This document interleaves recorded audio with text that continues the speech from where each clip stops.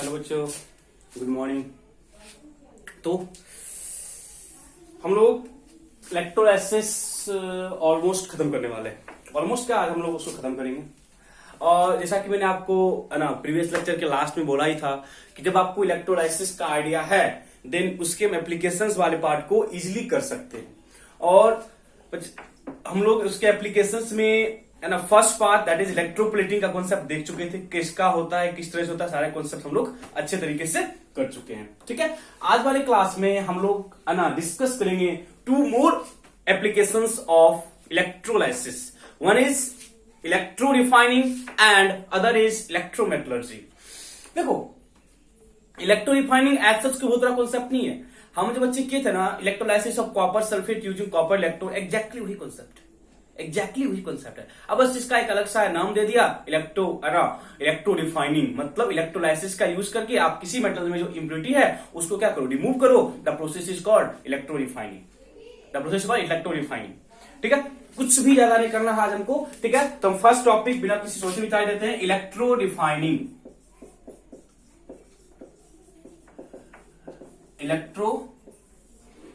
Electro refining first topic है electrorefining. It is the one other applications of electrolysis.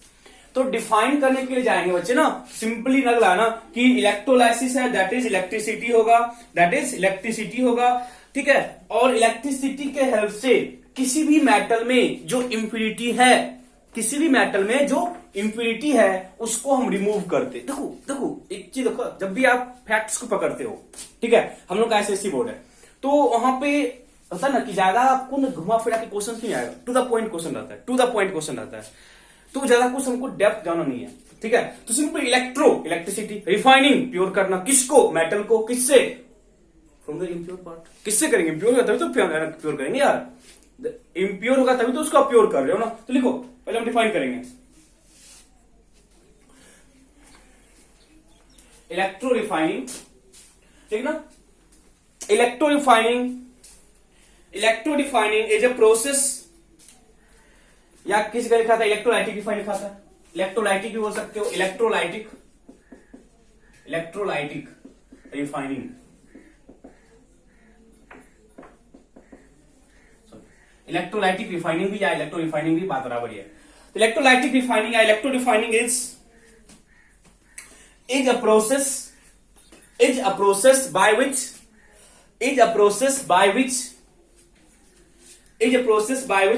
metals containing impurity are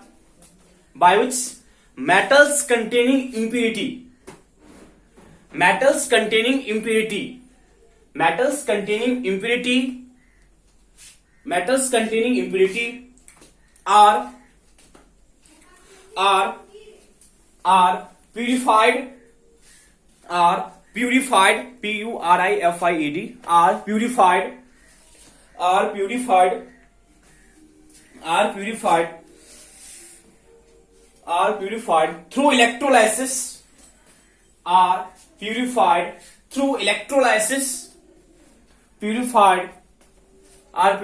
through electrolysis, to give a pure metal.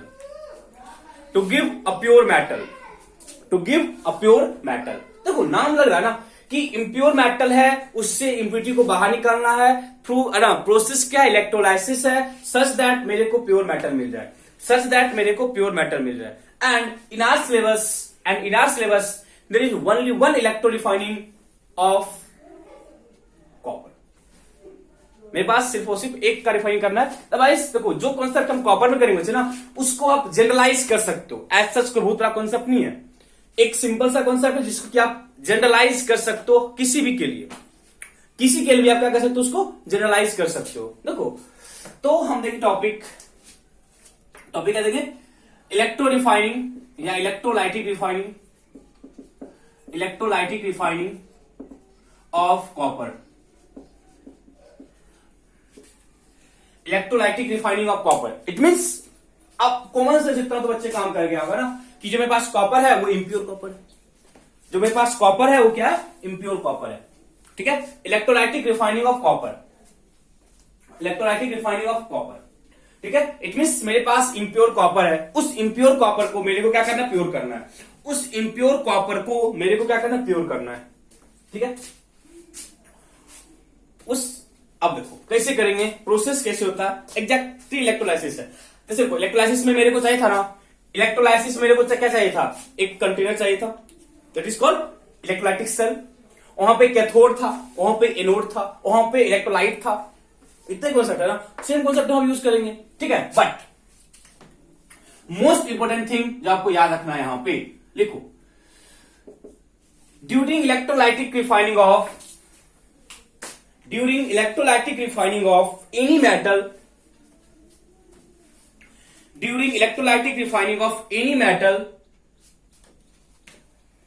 during electrolytic refining of any metal, any metal, any metal, pure metal, pure metal,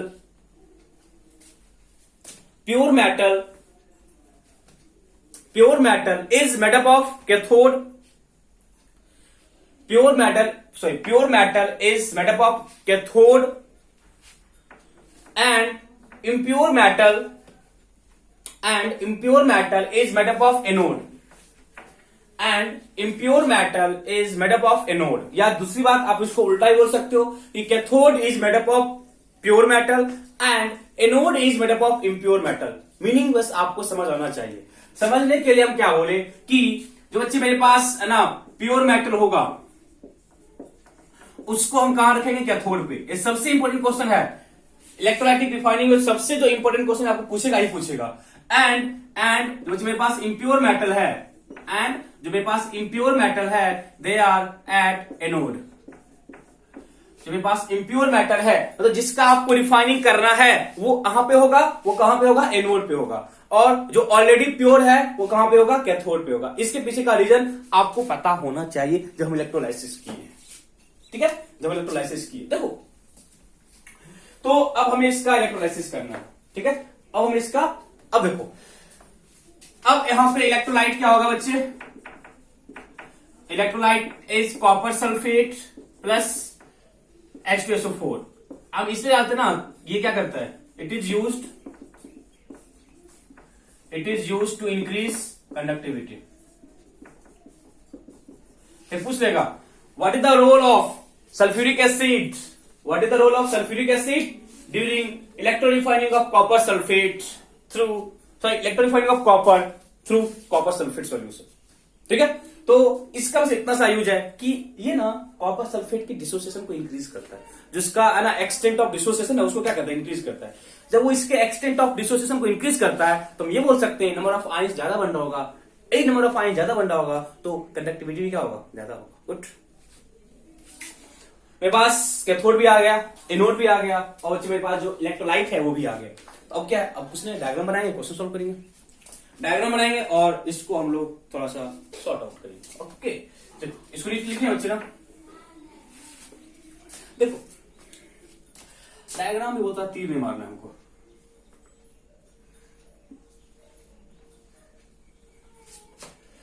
ठीक है, देखो यहां बच्चे मेरे पास electrolyte होता है, यहां मेरे पास क्या होता है, इलेक्ट्रोलाइट, कॉपर सल्फेट और साथ में क्या है, H2SO4। कॉपर सल्फेट है और साथ में क्या है, H2SO4। अब देखना, थोड़ा सा डायग्राम समझना।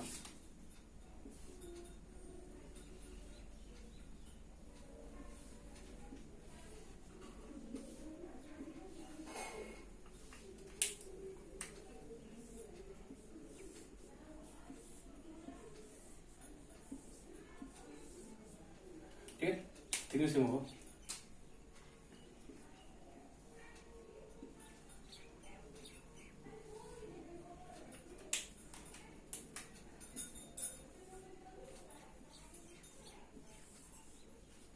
देखो जो ब्लू वाला है ना बच्चे, वो मेरा पॉजिटिव प्लेट है। जो ब्लू वाला क्या मेरे पास पॉजिटिव प्लेट है, और जो ब्लैक वाला है वो मेरे पास नेगेटिव प्लेट है। जो ब्लू वाला है वो क्या है, पॉजिटिव, और जो ब्लैक वाला वो क्या है, नेगेटिव। इट मीन्स ये मेरे पास क्या हो गया, कैथोड, और मेरे पास ये क्या हो गया, एनोड। ये क्या मेरे पास हो गया, पॉजिटिव क्या है, एनोड, और ना नेगेटिव क्या, कैथोड। मैंने बोला भी आपको है कि जो पॉजिटिव प्लेट है दे आर इम्प्योर एंड जो नेगेटिव प्लेट है they are pure. Positive is that is cathode क्या है, ये क्या है आपके पास, ये आपके पास क्या है, pure copper,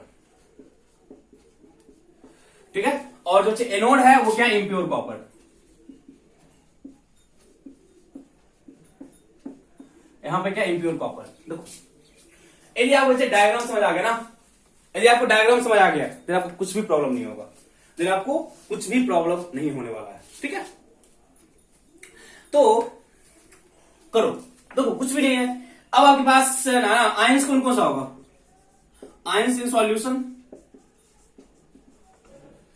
ions in solution क्या होगा, कॉपर 2+ होगा, SO4 2 नेगेटिव होगा, कॉपर सल्फेट होगा। अब यदि थोड़ा बहुत ये डिफाइन है ना, ब्रेक कर गया तो क्या बोलेंगे, H+ होगा, और एक्वस है तो OH नेगेटिव भी होगा। देखो तो मेरे पास जो आयंस प्रेजेंट है इन सॉल्यूशन, बच्चे मेरे पास जो आयंस प्रेजेंट है इन सॉल्यूशन वही सारा होगा ना, मेरे पास जो आयंस प्रेजेंट है इन सॉल्यूशन वही सारा होगा ना, ठीक है। डाउट इसी तरह तक, डाउट आता किसी को, देखो बच्चे ये भी कॉपर का है और ये भी कॉपर का है, ये भी कॉपर का है, ये भी कॉपर का, ये भी कॉपर का और ये भी कॉपर है, बट क्लासिफाई कर लेना which one is pure and which one is impure, which one is pure and which one is impure. ये बच्चे आपको क्लासिफाई करना होगा कि प्योर कौन सा है और इम्प्योर कौन सा है, प्योर कौन सा है और इम्प्योर कौन सा है, ठीक है। कोई डाउट आता तक नहीं। अब हम देखेंगे माइग्रेशन एबिलिटी, माइग्रेशन एबिलिटी। अब मेरे पास सॉल्यूशन में कॉपर 2+ है, तो बच्चे यदि हम कैथोड की बात करें, यदि हम पहले एनोड की बात करते हैं, देखो एनोड की तरफ माइग्रेट करेगा sulphate ion and hydroxide ion, sulphate ion and hydroxide ion. तुरंत से किसी के दिमाग में आएगा सर OH- नीचे है तो उसको हम माइग्रेट करा देंगे, आएगा ना दिमाग में क्वेश्चन। OH है इन ना electrochemical stage of अनायन, sulphate, nitrate, chloride, sorry chloride नहीं ब्रोमाइड, पता नहीं chloride, bromide, iodide and hydroxide, यही था ना। तो अंत दिमाग में आएगा हाइड्रोक्साइड है, बाहर निकाल दो O2 बना देंगे। बट हम इस तरह के क्वेश्चंस पहले भी किए बच्चे। माइग्रेट करेगा, डेफिनेटली करेगा माइग्रेट, सल्फेट भी करेगा, हाइड्रोक्साइड भी करेगा, but anode is itself made up of copper. Anode मेरे पास जो बना हुआ है कॉपर का बना हुआ है। यदि एनोड कॉपर का बना हुआ है एंड कॉपर मेटल है, कॉपर क्या मेटल है, अनडाउटली वो इंप्योर है, अनडाउटली क्या वो इंप्योर है, but it's made up of copper. Copper है मेटल है, कॉपर है मेटल है, और एनोड पे होता क्या है, ऑक्सीडेशन। एनोड पे होता क्या है, ऑक्सीडेशन। मैंने पिछली क्लास में इस चीज को डिस्कस कर चुका हूं। सल्फेट का ऑक्सीडेशन, हाइड्रोक्साइड का ऑक्सीडेशन और कॉपर का oxidation. Sulphate, hydroxide and copper, इन तीनों में जिसका ऑक्सीडेशन ज्यादा इजी होगा वो एनोड पे प्रोसेस हो जाएगा। और मेरे को पता है बच्चे कॉपर मेटल है, कॉपर का ही प्रोसेस होगा ना। यदि कॉपर मेटल है तो प्रोसेस किसका होगा, कॉपर का होगा। प्रोसेस किसका होगा, कॉपर का होगा, because it is metal. Metal का इलेक्ट्रॉन लॉस टेंडेंसी ज्यादा होता है एज कंपेयर टू जो भी मेरे पास हाइड्रोक्साइड है या सल्फेट है। ओके, तो हम क्या लिखेंगे कि जो एनोड पे मेरे पास कॉपर था जो कि इंप्योर फॉर्म में था, they oxidize to form copper 2+ and copper 2+ and यहां पे ऑक्सीडेशन हुआ, देयरफॉर हम क्या लिखेंगे, लॉस ऑफ इलेक्ट्रॉन। कॉपर ये क्या था, इंप्योर, वो कहां गया, कॉपर 2+ में। और बच्चे कॉपर 2+ आया ना वो प्योर कॉपर 2+ है, और जो कॉपर 2+ आया ना वो प्योर कॉपर 2+ है। यदि वो प्योर कॉपर 2+ है तो कहां पे आ गया, सॉल्यूशन में। It means in electrolyte. Copper 2+ from impure copper, that is from anode, comes into the solution, comes in the solution। यहां तक किसी को डाउट है बच्चे, यहां तक किसी को डाउट भी है, यहां तक किसी को डाउट नहीं है ना, तो इन पॉइंट्स तक किसी को डाउट नहीं है। ओके, अब बच्चे जब यहां पे जो भी मेरे पास कैथोड था, यहां से और यहां से मेरे पास क्या आ रहा है, कॉपर 2+, और मेरे पास जो सॉल्यूशन है there also of copper sulphate, that is copper 2+, वहां से भी आ रहा होगा। इट मींस यदि हम बच्चे कैथोड की बात करें, यदि हम कैथोड की बात करें तो कैथोड पे माइग्रेशन किसका होगा, पॉजिटिव वाले का। तो कॉपर 2+ भी है और H+ भी है, कॉपर 2+ भी है और H+ भी है। तो हम बच्चे कर चुके हैं कॉपर 2+ इलेक्ट्रोकेमिकल सीरीज नीचे है, यदि कॉपर 2 प्लस ना इलेक्ट्रोकेमिकल सीरीज में नीचे है तो उसका माइग्रेट करने का जो एबिलिटी है वो ज्यादा अच्छा होगा as compare to H plus. तो देखो माइग्रेशन एबिलिटी में आपको कुछ डाउट होना चाहिए। इतने क्वेश्चंस करने के बाद माइग्रेशन एबिलिटी में हम लोगों को डाउट नहीं होने चाहिए, ठीक है। तो क्या लिखेंगे, कॉपर 2 प्लस 2 इलेक्ट्रॉन का गेन किया, कहां गया, कॉपर। ये जो कॉपर है बच्चे, this is pure copper and it is 99.9% pure. ये फ्रॉम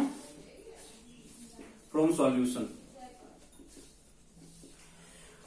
मतलब एनोड से, मतलब क्या हो गया, एनोड से जो कॉपर था वो कॉपर 2 प्लस में गया in solution and from solution copper 2 plus ion gain 2 electron to form copper and कहने का बच्चे मतलब क्या हुआ ना कि जो कैथोड है, कैथोड पे कॉपर आके क्या होगा, डिपॉजिट होगा।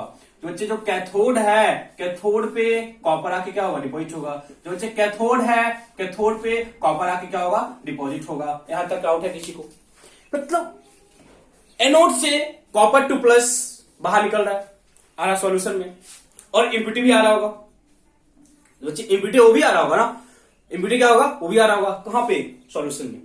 मतलब क्योंकि जो एनोड था ना वो इम्प्योर कॉपर था, जब एनोड इम्प्योर कॉपर का था तो जो इम्प्यूरिटी है वो भी कहां पे आ रहा होगा, सॉल्यूशन में।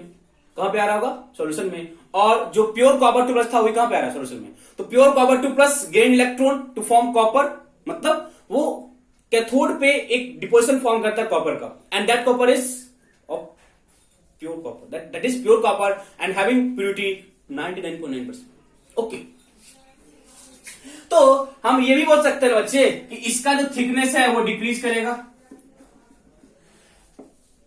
इसका जो थिकनेस है वो क्या करेगा, डिक्रीज करेगा। इसका जो थिकनेस है वो क्या होगा, डिक्रीज करेगा। इसे आप वहां पे ना ड्रॉइंग करना, जब कभी एग्जाम में आएगा तो हम यहां से जो ब्लू वाला है ना, जो बाद में ब्लैक हम कवर किए हैं, ये जो है ये इसके बाद का पॉइंट है।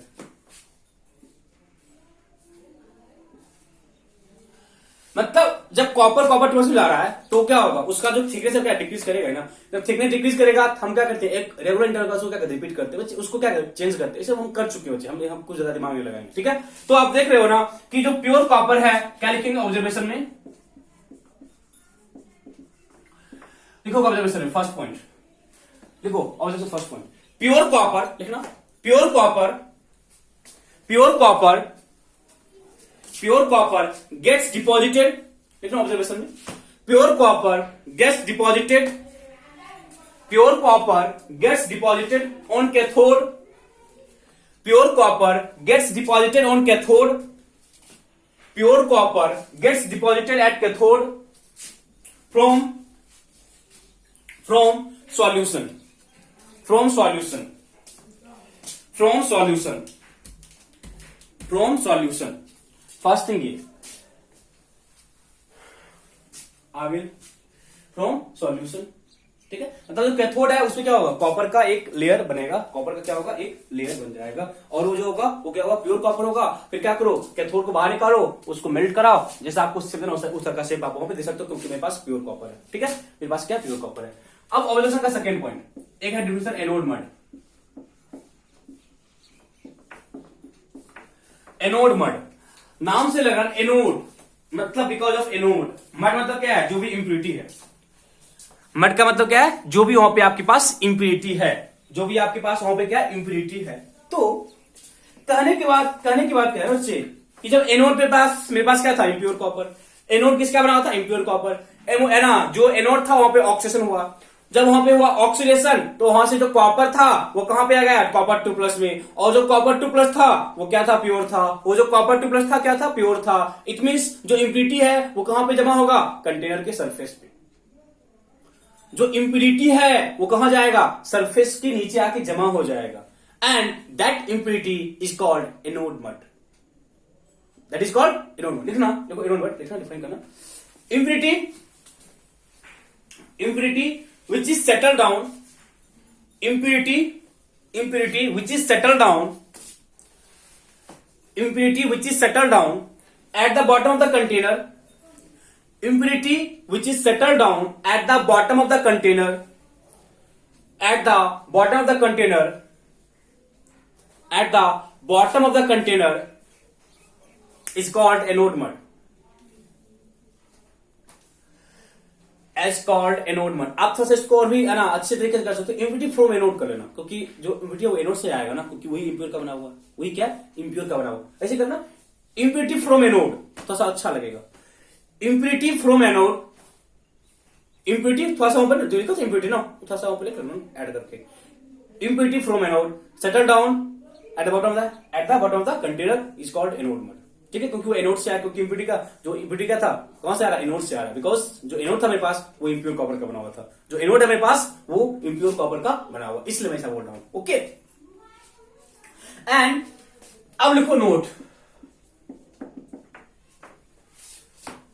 नोट करके पॉइंट लिखो। देखो हम क्या बोले, ये ऐसा नहीं कि जो इलेक्ट्रोरिफाइनिंग है हम सिर्फ कॉपर के लिए करेंगे, तो लिखना इलेक्ट्रोरिफाइनिंग is applicable, electrorefiner is applicable metals like etc. Electrorefining is applicable for metals, electrorefining is applicable for metals like zinc, lead, mercury, Ag etc. ठीक है, एक्सेट्रा। ठीक है, I think after this point I think हम लोग को कोई दिक्कत नहीं है। आप एक बार जरूर अपने बुक से जरूर गो थ्रू होना, आप अपने बुक से जरूर गो थ्रू होना, क्योंकि आप अपने बुक से गो थ्रू हो जाते हो तो आपको हर पॉइंट अच्छे तरीके से, तो हम जो बोले पॉइंट यही लिखा हुआ है कि जब करंट पास कराते हैं तो आयंस ब्रेक करता है, जब आयंस ब्रेक करता है तो जो कैथोड है वो माइग्रेट करता है किधर, जो नेगेटिव चार्ज है वो कहां माइग्रेट करेगा, टुवर्ड्स पॉजिटिव प्लेट, एंड जो पॉजिटिव चार्ज हो कहां, टुवर्ड्स नेगेटिव प्लेट माइग्रेट करेगा। एंड आफ्टर माइग्रेशन आप क्या लिखोगे, कैथोड और एनोड का लिखोगे रिएक्शन, क्या लिखोगे, कैथोड और एनोड का क्या लिखोगे reaction.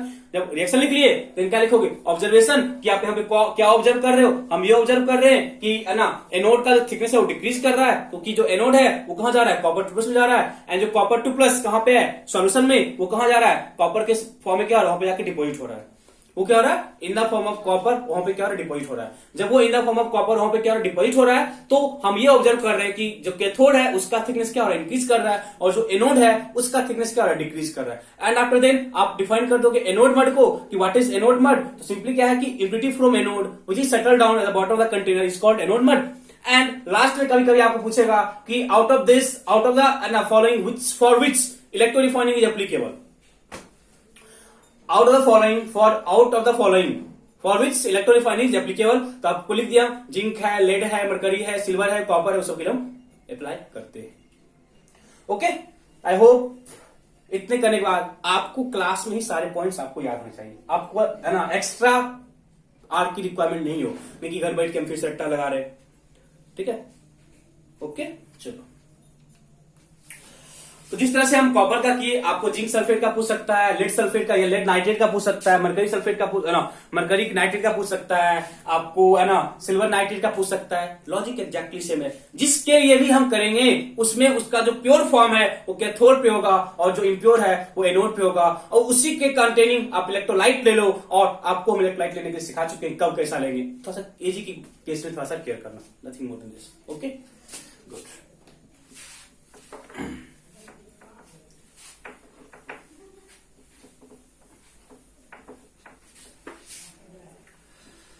Last concept electrometallurgy.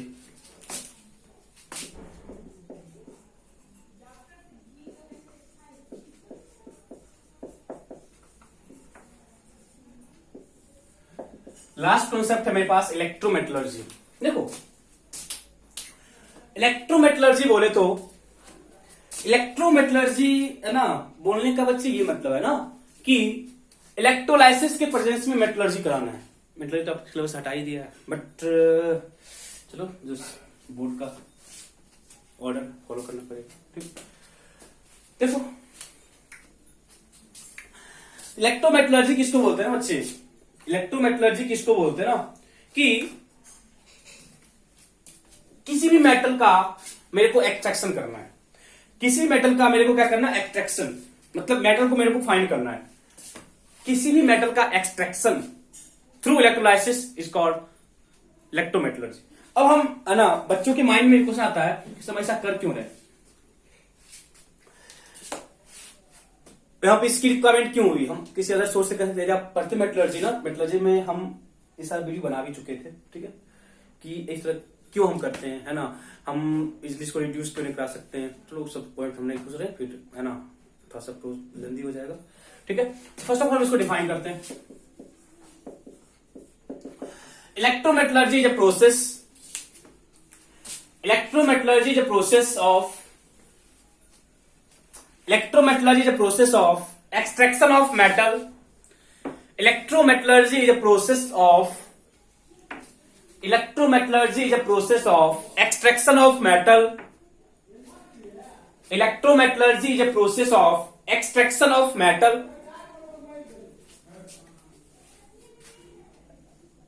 electrometallurgy is a process of extraction of metal through electrolysis, through electrolysis, मतलब इलेक्ट्रोलाइसिस के हेल्प से हम किसी भी मेटल का एक्सट्रैक्शन करते हैं, दे आर कॉल्ड इलेक्ट्रोमेटलर्जी। को इलेक्ट्रो मतलब इलेक्ट्रोलाइसिस, मेटलर्जी मतलब मेटल्स को ऑब्टेन करना, मेटल्स को क्या करना, ऑब्टेन करना, इज कॉल्ड इलेक्ट्रोमेटलर्जी, ठीक है, इज कॉल्ड इलेक्ट्रोमेटलर्जी। ओके, तो नेक्स्ट मेरे माइंड में कुछ आता है, किस टाइप के मेटल के लिए, for which type of metal, for which type of metal and why. मेरे माइंड में क्वेश्चन बनेगा ना कि किस टाइप के मेटल, कि हर टाइप मेटल के लिए कर रहे हैं या कुछ स्पेसिफिक टाइप मेटल के लिए कर रहे हैं, एंड क्यों कर रहे हैं, एंड क्यों कर रहे हैं, समझो। तो इलेक्ट्रोमेटलर्जी मोस्टली उन मेटल्स के लिए किया जाता है विच having high reactivity, which having high reactivity, for example potassium, sodium, calcium, magnesium, aluminium. It means अब ऐसा क्यों करते हो, फर्स्ट ऑफ ऑल पूछेगा कि electrometallurgy is applicable for which type of metal, आपके पास ऑप्शन दिया जाएगा, बोर्ड में क्वेश्चन फ्रेम होता है, तीन टाइप्स के मेटल के लिए एप्लीकेबल है, potassium, sodium, calcium, magnesium and aluminium, ठीक है। पहला किस टाइप के मेटल के लिए, it means metal which having high reactivity या which is on the top of reactivity series, which are on the top of reactivity series, उसके लिए हम क्या यूज करते हैं, इलेक्ट्रोमेटलर्जी। तो लिखो for which type of metal and why, ऐसे कर लिखना, for which type of metal and why, for which type of metal and why, लिखो इसका। Electrometallurgy is applicable, electrometallurgy is applicable for the metal having high reactivity, electrometallurgy is applicable, electrometallurgy is applicable for the metal, electrometallurgy is applicable for the metal having high reactivity, for the metal having high reactivity, or for the metal having high reactivity, or metals which is on the top of reactivity series, or metals which are on the top of reactivity series, metals which are on the top of metals which are on the top of reactivity series, for example sodium, potassium, calcium, magnesium and aluminum। In types के metal के लिए हम लोग एक है ना lecture बनाए भी थे रिएक्टिविटी सीरीज पे, वहीं पे मेटलर्जी में, ठीक है, बट टेंस सिलेबस आओ नहीं है हमारे क्लास में, तो छोड़ते उसको। क्या बोले, जो रिएक्टिविटी सीरीज में क्या है, टॉप पे है, फॉर एग्जांपल पोटेशियम है, सोडियम है, कैल्शियम है, मैग्नीशियम और एल्यूमिनियम। फर्स्ट किसके लिए करते हैं वो क्लियर है, किस टाइप के मेटल करते हैं वो क्लियर है। नेक्स्ट अब क्या होगा ऐड कि क्यों करते हैं, क्यों करते हैं, लिखो because metals which are more reactive, because metals which are more reactive form their hydroxide, form their oxide, metals which are more reactive form their oxide more stable, and and it is impossible to reduce, and it is impossible to reduce, and it is impossible to reduce, and it is impossible to reduce that oxide, and it is impossible to reduce that oxide through common reducing agent, through common reducing agent such as carbon monoxide and hydrogen,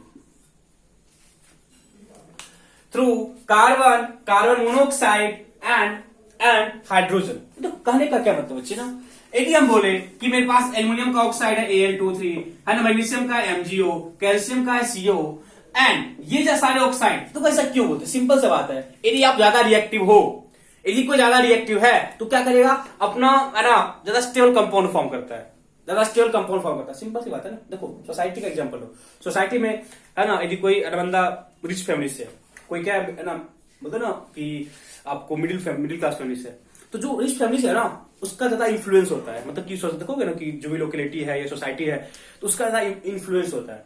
मतलब जो भी बंदा है ना rich person के contact में है ना, वो उसको इजीली लीव नहीं करना चाहता है, चाहेगा। बट जो बंदा है ना मिडिल क्लास फैमिली के साथ है या जो है ना पुअर फैमिली के साथ है, आप उसको थोड़ा सा हल्का सा भी है ना था कि थोड़ा सा है ना उसको बढ़ा चढ़ा के तुम मेरे पास आ जाओ, वो आ जाएगा उसके पास, तो वहां से बाहर निकल जाएगा। सेम कॉन्सेप्ट है कि सपोज जो हाई रिएक्टिव मेटल है वो रिच फैमिली है, उसके साथ यदि ऑक्सीजन आया तो कहीं बाहर निकल जाएगा, कभी बाहर निकल जाएगा नहीं, क्योंकि वो स्टेबल कंपाउंड है, तो वो स्टेबल है, ठीक है। बट जो मिडिल क्लास फैमिली के साथ है या जो पुअर फैमिली के साथ है, यदि आप उसको है ना किसी अदर रिएजेंट के साथ लेके आते हो तो बाहर निकल जाता है। हल्का सा उसका क्या बोलते उसको प्रलोभन दो, दोस्तों था घूस दो, हम ये देंगे तुमको, हम वो देंगे, बाहर निकल जाएगा। सेम कॉन्सेप्ट होता है कि जो इस सवाल रिच फैमिली है, ये कभी अपने ऑक्साइड को छोड़ना नहीं चाहता है। But for example Fe2O3, zinc oxide हो गया, कॉपर ऑक्साइड है, ये सब मिडिल क्लास फैमिली है। जब ये सारे मिडिल क्लास फैमिली है तो यहाँ से ऑक्सीजन बाहर निकल जाएगा, अपने बाहर निकल जाएगा या किसी रिएजेंट को लेके आओ। फॉर एग्जाम्पल होता है ना जिंक ऑक्साइड अपने आप बाहर निकल सकता है, कॉपर ऑक्साइड अपने बाहर निकल सकता है, मरकरी का ऑक्साइड है, बहुत पुअर फैमिली है तो बाहर आप इसको हिट करोगे ना ऑक्सीजन बाहर निकल जाता है।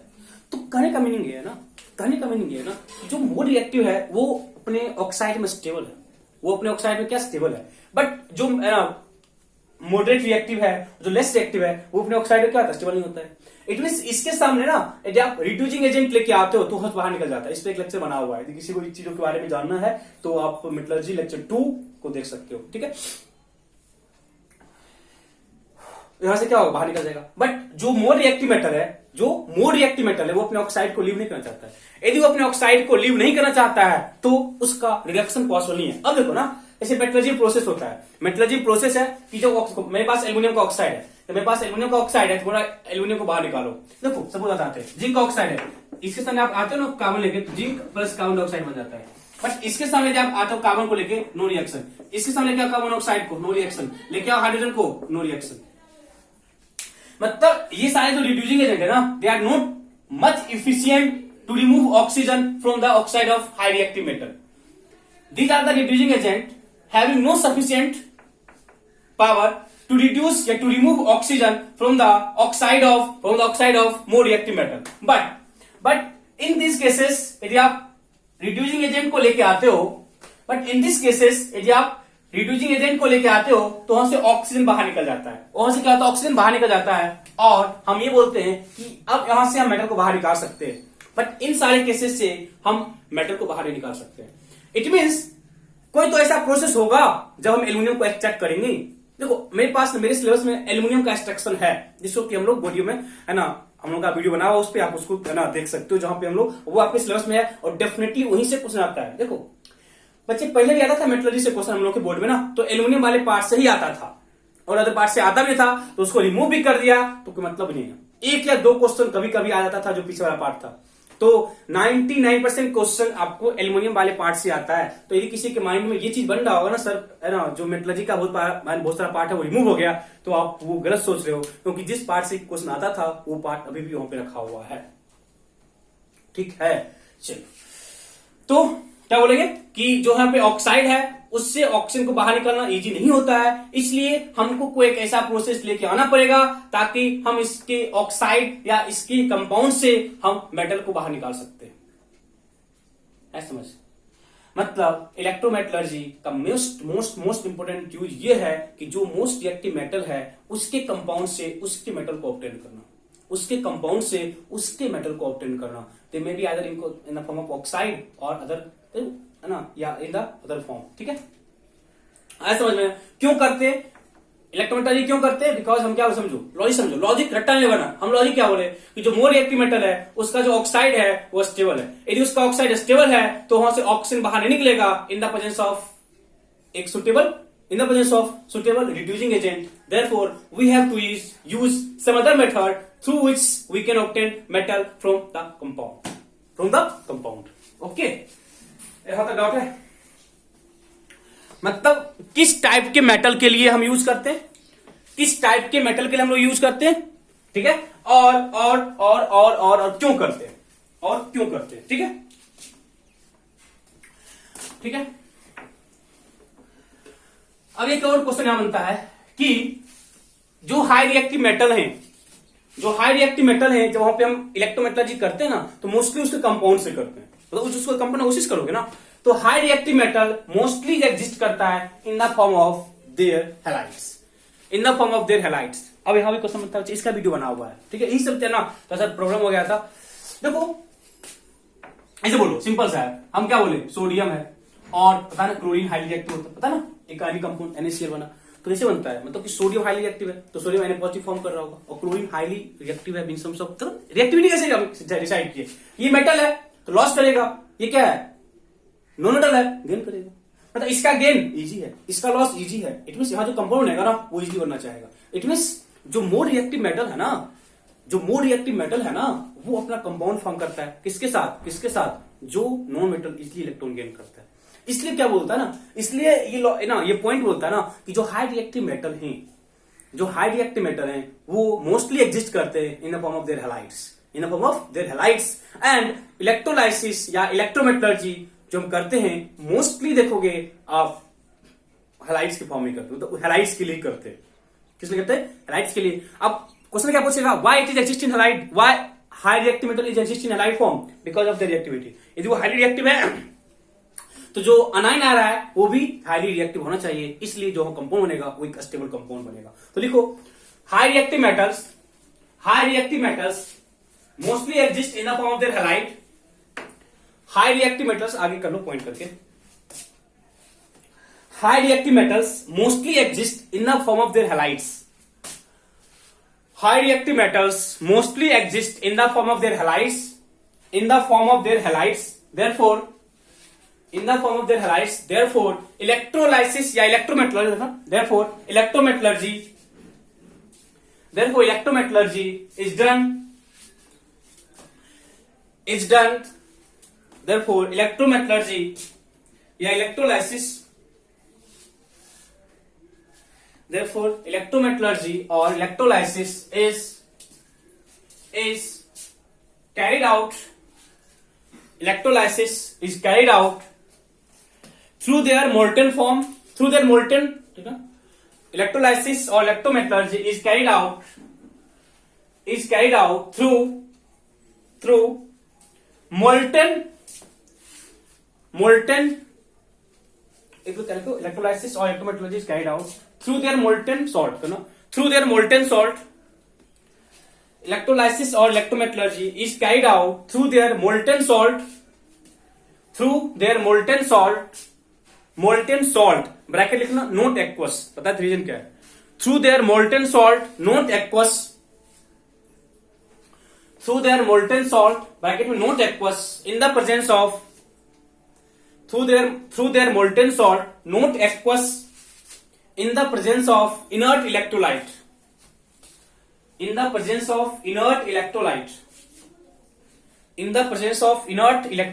देखो कहने का मतलब क्या है, मैंने क्या बोला कि जो इलेक्ट्रोमेटलर्जी है तब करते through their molten form not aqueous.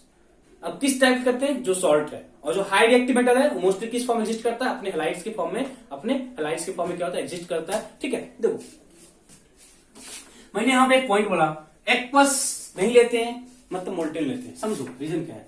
मतलब ये देखो, यदि आप एक्वस NaCl लिए और यदि आप मोल्टेन NaCl लिए, देखो दोनों में डिफरेंस क्या है। यदि एक्वस NaCl है ना, यहाँ पे आयंस मेरे पास क्या होगा, Na पॉजिटिव होगा, Cl नेगेटिव होगा, H पॉजिटिव होगा और OH नेगेटिव होगा, ये होगा ना। यहाँ पे क्या होगा, Na पॉजिटिव होगा और Cl नेगेटिव होगा, ये होगा ना।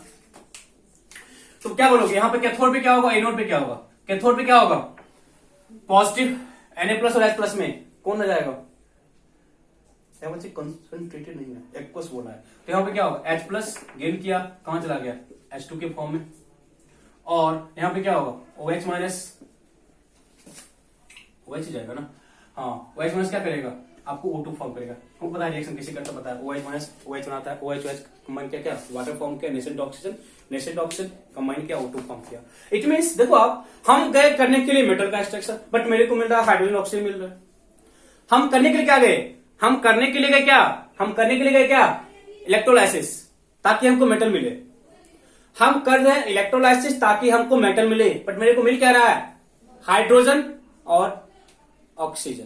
तो अब क्या करें, इसलिए हम लोग जब भी इलेक्ट्रोलाइसिस करते हैं या इलेक्ट्रोमेटलर्जी करते हैं तो वहां पे हम लोग लेते हैं एक्वस, नहीं लेते हैं, क्या लेते हैं, मोल्टेन। यदि आप मोल्टेन लेते हो तो वहां पे क्या होता है, मेरे पास Na पॉजिटिव है और क्या है, Cl नेगेटिव है। कैथोड पे है और ये एनोड पे है, इलेक्ट्रॉन गेन किया, सोडियम फॉर्म किया, लॉस किया, Cl2 फॉर्म किया। तो ये प्रोसेस है, हमको सोडियम मिल रहा है और मेरे पास एनोड पे क्लोरीन गैस इवॉल्व हो रहा है। देखो क्वेश्चन फ्रेम होता है, आपको जब तक मोल्टेन नहीं बोलता है हम लोग क्लोरीन गैस लेते हैं, सॉरी एक्वस लेते हैं, इस चीज का केयर करना, हम लोग हमेशा एक्वस लेते हैं। ऐसा वो समझ में कि हम मोल्टेन क्यों लेते हैं, हम एक्वस क्यों लेते हैं। तो आप जहां लिखो, जहां लिखना तो लिखना ड्यूरिंग वहां पर लिखा, कभी क्वेश्चन लिख लो, during electrometallurgy,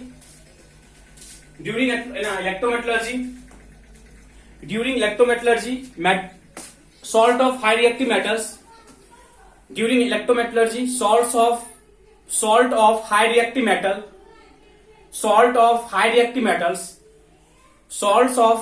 metals are in molten form, salts of high reactive metals are in molten form, not in aqueous form, are in molten form not in aqueous form, why तो आप इस चीज को लिख लो, आपको समझ आ जाएगा। Aqueous NaCl, molten NaCl। Aqueous है मेरे को H2 मिल रहा है और O2 मिल रहा है, यदि मोल्टेन है मेरे को सोडियम मिल रहा है। और अब इलेक्ट्रोमेटलर्जी हम मेटल्स को ऑब्टेन करने के लिए करते हैं, न कि हाइड्रोजन को करने के लिए करते हैं। ठीक है, हम लोग इलेक्ट्रोलाइसिस या इलेक्ट्रोमेटलर्जी मेटल्स के लिए करते हैं, ना कि अदर किसी एलिमेंट के लिए। ठीक है, नोट कर लीजिए। अब हम एग्जाम्पल देखते हैं, सिंपल से आपको था ना, तुरंत करोगे। फर्स्ट इलेक्ट्रोलाइसिस है मोल्टेन या फ्यूज लिखा रहेगा, फ्यूज्ड पोटेशियम ब्रोमाइड। क्या होगा, आयंस कौन सा होगा बच्चे, मोल्टेन है ना, K प्लस होगा और क्या होगा, Br माइनस होगा। कैथोड और एनोड पे, कैथोड पे क्या होगा, K प्लस क्या करेगा, K फॉर्म करेगा बाय द गेन ऑफ एक इलेक्ट्रॉन, एंड Br माइनस एक इलेक्ट्रॉन लॉस किया, Br फॉर्म किया, एंड Br और Br कंबाइन करके क्या फॉर्म किया, Br2 फॉर्म किया। इट मींस कैथोड पे क्या होगा, सोडियम डिपॉजिट, पोटेशियम डिपॉजिट होगा, और एनोड पे क्या होगा, ब्रोमीन गैस क्या होगा, लिबरेट होगा। एनोड पे क्या होगा, ब्रोमीन गैस लिबरेट होगा। और लिखो ना ऑब्जर्वेशन, क्या लिखोगे,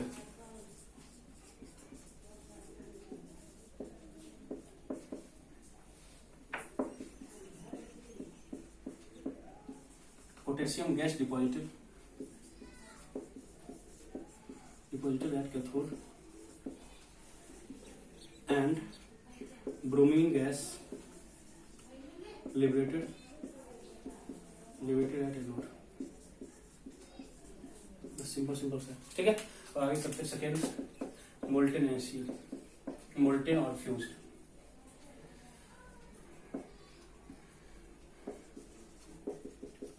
कर सकते खुद भी। आयंस क्या होंगे, आयंस क्या होगा, Na पॉजिटिव होगा एंड Cl नेगेटिव होगा।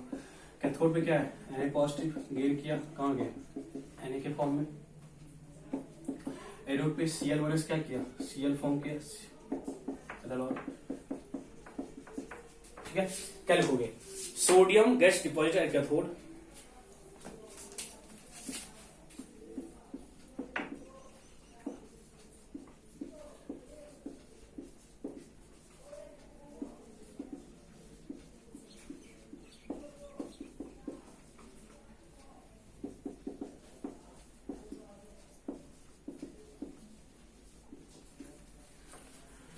and chlorine gas liberated at anode, and chlorine gas liberated at anode, ठीक है। ऐसे आप क्या कर सकते हो। तो मोस्ट इंपोर्टेंट है वो Al2O3 का, एल्यूमिना बोलते हैं उसको, एल्यूमिना।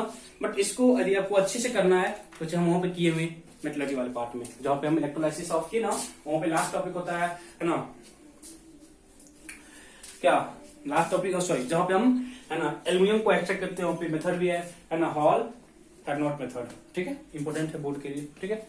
तो लास्ट है एल्यूमिना, Al2O3, ठीक है। तो आप बोल सकते हो ना बच्चे मोल्टेन में NaCl में ऐड करना, इलेक्ट्रोलाइट क्या था? NaCl था, ठीक है।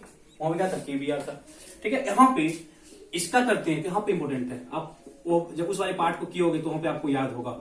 मोल्टेन में यहाँ पे इलेक्ट्रोलाइट होता है Na3Al F6 plus Al2O3 plus CaF2।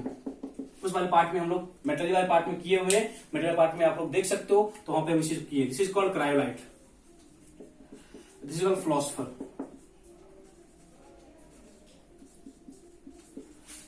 This is called philosopher,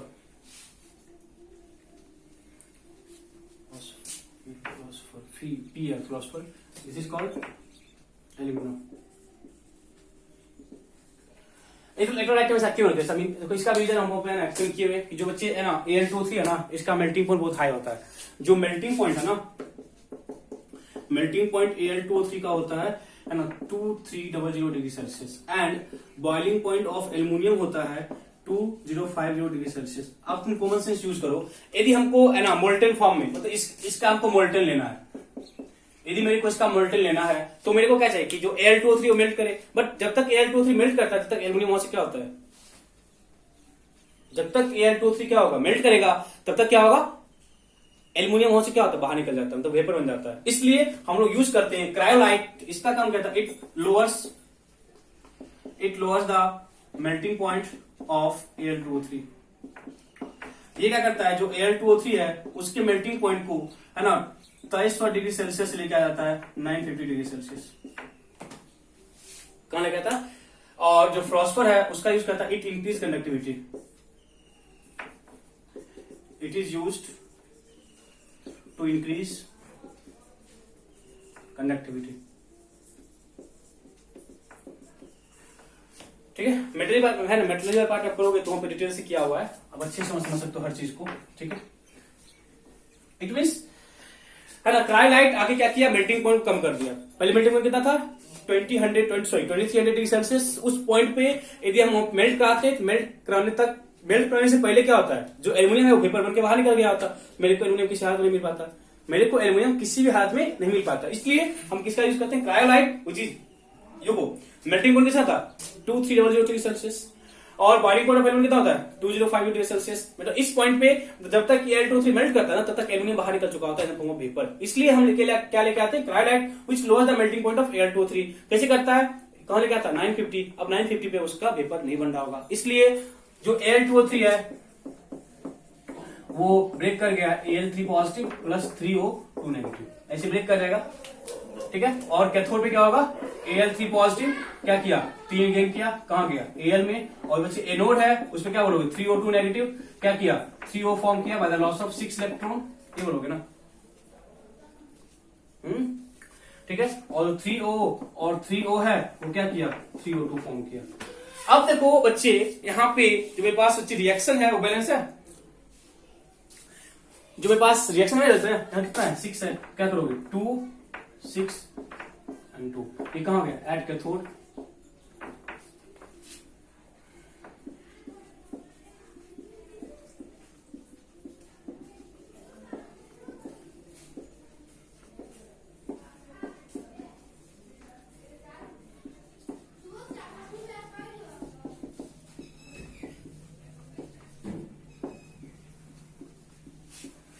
ठीक है।